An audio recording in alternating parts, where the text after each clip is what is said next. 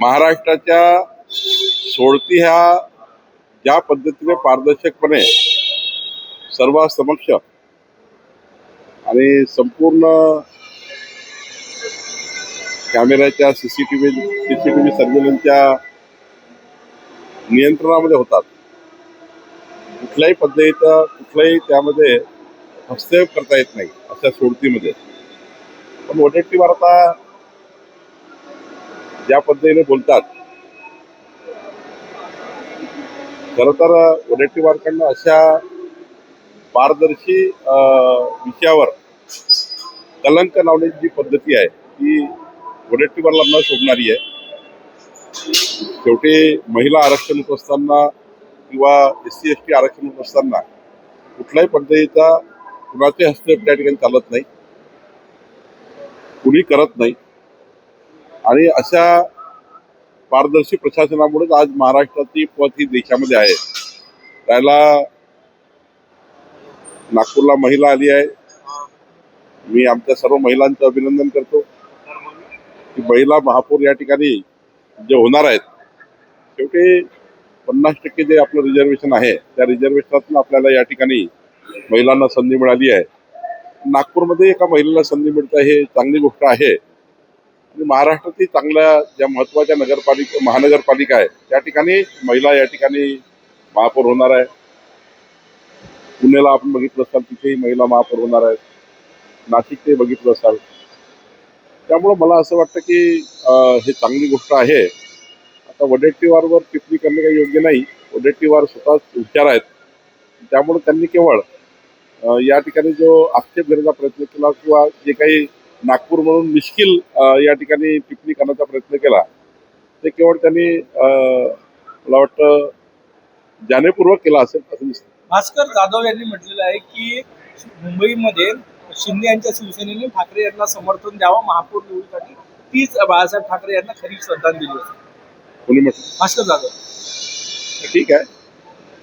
हिंदू सम्राट बाळासाहेब ठाकरे यांचा जन्मदिवस आहे, त्यांना आम्ही अभिवादन केलं आहे. या जन्मदिवसाला कुणी राजकीय जोडू नये. या ठिकाणी राजकीय भाष्य बाळासाहेबांच्या जन्मदिवसानिमित्त करणे हे बाळासाहेबांच्या संपूर्ण जीवनशैलीमध्ये यामध्ये याला कधीच स्थान आलं नाही आहे. त्यामुळं त्यांनी याचा तारतम्य बघायला पाहिजे की बाळासाहेबांचा जयंती उत्सवाच्या दिवशी अशा पद्धतीचे राजकीय स्टेटमेंट करणे हे भास्कर जाधवला किती शोभलं आहे मला माहिती. भाऊ, सतेज पाटील म्हणाले की मुख्यमंत्र्यांनी दावोसला जाऊन किती गुंतवणूक आली या संदर्भात एक श्वेतपत्रिका. माननीय देवेंद्र फडणवीसजी यांनी जेव्हा एखादी गोष्ट बोलली आहे ते स्वतः जाऊन त्या ठिकाणी महाराष्ट्राच्या विकसित महाराष्ट्राच्या संकल्पाला घेऊन काम करतात आहे. या महाराष्ट्राला सुजलाम सुफलाम करण्याचा प्रयत्न करतात आहे. या महाराष्ट्रातल्या 50 लाख युवा परिवारांना युवा मुलांना नोकरी देण्याचा प्रयत्न करतात आहे. रोजगार देण्याचा प्रयत्न करतायत. प्रत्यक्ष अप्रत्यक्षपणे करोडो रोजगार निर्मिती होणार आहे. अशा वेळी शंका व्यक्त करणे आणि तेही देवेंद्र फडणवीसजींच्या व्यक्तिमत्वावर, ज्या व्यक्तिमत्वानी या महाराष्ट्राला मजबूत करण्याचा आणि या महाराष्ट्राकडे विकासाकडे नेण्याचा प्रयत्न केला आहे. त्यामुळं देवेंद्रला तुम्ही जे मागाल तर देवेंद्रजी देतील. ते पारदर्शी आहेत, गतिमान आहेत, लोकाभिमुख आहे. आणि त्यामुळं देवेंद्रजींच्या या जी कर्तव्य त्यांनी केलं आहे दावोसमध्ये या महाराष्ट्राला पुढे नेण्याचं, 14 कोटी जनता आज देवेंद्रजींच्या पाठीशी भक्कमपणे त्यांच्या कर्तृत्वाला सलाम करते आहे. आणि त्यामुळं सतेज पाटलांच्या त्या ठिकाणी अशा मागण्या वगैरेला फार काही चिंता करायची गरज नाही. आमच्या महाराष्ट्र जनतेला मात्र संपूर्ण देवेंद्रजींच्या या 30 लाख कोटींच्या गुंतवणुकीवर विश्वास आहे. आणि मलाही विश्वास आहे की ज्या पद्धतीचे पॅकेजेस महाराष्ट्र सरकारने गुंतवणूकदाराकरता तयार केले आहेत किंवा त्या ठिकाणी इन्व्हेस्टरकरता तयार केलेले आहेत किंवा कॉर्पोरेटकरता तयार केलेले आहेत, हे जे काही आम्ही या ठिकाणी पॉलिसी आणल्या आहेत, आमच्या देवेंद्रजींनी पॉलिसी आणल्या आहेत, त्या पॉलिसीमुळेच आज महाराष्ट्राचं क्लायमेट चांगलं आहे, वातावरण रोजगारभिमुख आहे आणि म्हणून या ठिकाणी एवढे करार होत आहे. राज ठाकरे यांनी म्हटलेलं आहे की मी आज एक शब्द देतो की जे राजकारण बदललेलं आहे त्याच्यात मी थोडी लवचिक भूमिका घेतली तर ती जनतेच्या आणि महाराष्ट्राच्या हितासाठी. ठीक आहे ना, चांगलंच आहे. महाराष्ट्राचे संस्कार संस्कृती अशीच आहे की सर्वांनी एकत्र होऊन राज्य पुढे नेलं पाहिजे. राज्याच्या विकासाकरता सर्वांनी एकत्र आलं पाहिजे. हेच या महाराष्ट्राला अभिप्रेत आहे. नाना पटोले यांनी म्हटलेलं आहे की भाजप एकनाथ शिंदे आणि अजित पवारांचा राजकीय गेम करणार आहे. मुख्यमंत्री आल्यानंतर काय नेमकं होणार आहे स्पष्ट होईल. काँग्रेस अशाच विचारांनी काँग्रेस मागे गेली आहे. आमचे विचार असे नाही आहेत. दावोस दौऱ्यासंदर्भात प्रकाश आंबेडकर टीका केली मुख्यमंत्र्यांवर. ते मटका खेळण्यासाठी दावोसला गेले होते असं त्यांनी म्हटलं. सांगितलं ना, खरं तर या पद्धतीचं महाराष्ट्राच्या मुख्यमंत्र्याबद्दल बोलणे खरं तर वाईट वाटतं.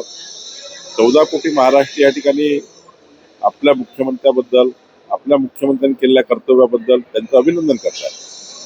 आणि हे प्रत्येक वेळी राजकीय आरसा ठेवून काम करतात. कधीतरी सुधारलं पाहिजे, कधीतरी सुधारलं पाहिजे. कधीतरी या महाराष्ट्राला विकसित महाराष्ट्र करण्याकरता या ठिकाणी अभिनंदनाची भूमिका मांडली पाहिजे. देवेंद्र फडणवीसजींनी केलेलं कर्तव्य हे एवढं मोठं आहे दावोसच्या या एकंदरीत 3-4 दिवसातलं, की महाराष्ट्राच्या जनतेने, विरोधी पक्षांनी सर्वांनी मिळून देवेंद्र फडणवीसांचे जाहीर आभार व्यक्त केले पाहिजे. एवढं मोठं कर्तृत्व देवेंद्रजींनी या काळात केलेलं आहे आणि याचं अभिनंदन केलं गेलं पाहिजे आणि महाराष्ट्राची मजबूती दाखवली पाहिजे. अमरावती आमचा पक्षाचे 9 नगरसेवक आहेत, ते वेगळे आहेत. काँग्रेस आणि इतर पक्षांनी म्हणून वेगवेगळ्या आघाड्या तयार केल्या आहेत. त्या आघाड्या एकत्र येऊन त्यांनी ते सभापती वगैरे घेतलेले आहेत. आमचा त्यांचा काहीच संबंध नाही आणि त्याचा खुलासा आमच्या अजय मातनींनी केला आहे. अकोल्यामध्ये काल डिनर डिप्लोमसी झाली. 30 नगरसेवक सर्व पक्षी उपस्थित होते. सत्ता स्थापनेच्या काय हालचाली सुरू आहे, कारण की राजकारण तापलेलं आहे. काही फरक पडणार नाही. भारतीय जनता पार्टी 38 घेऊन सर्वात मोठा पक्ष आहे आणि त्यामुळे भाजपाचाच महापौर होईल. आज हिंदी में DPC जानना की बैठक होता है. चाहेंगे, डीपीसीची बैठक. तमिलनाडु के जो मुख्यमंत्री स्टालिन, उन्होंने ऐसा कहा है कि अभी विधान परिषद का जो सत्र होता है उसके पहले राज्यपाल का जो भाषण होता है ये अब परंपरा समाप्त करने की चाहिए, स्टालिन ने कहा है. देखिए, हर राज्य की अपनी अपनी परंपराएं होती है, हर राज्य के अपने अपने नियम कायदे होते हैं, जिसमें राज्यपाल का अभिभाषण होता है. राज्यपाल अपनी सरकार के बारे में जनता के सामने कुछ बातें लाते हैं, उनका अभिनंदन भी करते हैं, कुछ सूचनाएं भी देते हैं. राज्यपाल का अभिभाषण कोई पॉलिटिकल नहीं होता है. वो अपनी सरकार का कमिटमेंट, अपने सरकार के विषयों को लेकर बात रखते हैं. तो मुझे लगता है राज्यपाल का अभिभाषण और स्वतंत्र राज्यपाल की जो वहाँ पे उनका जो अस्तित्व है, स्वायत्त है, उसके ऊपर अधिकार पे गाज लाना, उनके अधिकारों का हनन करना ये कोई ठीक नहीं है. आज जिल्हा नियोजन समितीची बैठक आहे. आज आमची DPC आहे, त्यामध्ये पुढच्या 25-26 या आर्थिक वर्षाचा आम्ही नियोजन करतोय. 26-27चं, 25-26चा आढावा आणि 26-27चं नियोजन. तर 25-26 मध्ये आमच्याकडे जे 1200 कोटी रुपये होते त्यामधलं काय काय परिस्थिती आहे, किती खर्च, किती अखर्चित आहे, याचा आढावा आम्ही घेणार. आणि 26-27 करता जे डिमांड झाल्या आमच्या विभागाच्या त्या 1800 कोटीच्या आहेत. त्या डिमांडबद्दल आम्ही चर्चा करणार आणि मग आमचे उपमुख्यमंत्री आणि अर्थमंत्री जेव्हा याची फायनल प्रेझेंटेशन घेतील तेव्हा आम्ही या ठिकाणी त्यांच्याकडे हा संपूर्ण आराखडा मांडणार. आज नागपूरमध्ये आणि उद्या अमरावतीमध्ये ही DPC आहे. नागपूरचा महापौर कधीपर्यंत ठरेल, काय सांगणार? नागपूरमध्ये आमची देवेंद्रजी, नितीनजी, आम्ही सर्व एकत्र बसून कोर कमिटीच्या बैठकीत हा निर्णय होईल. संदीप जोशी आमचे अध्यक्ष रवींद्र चव्हाणजी असतील. संदीप जोशी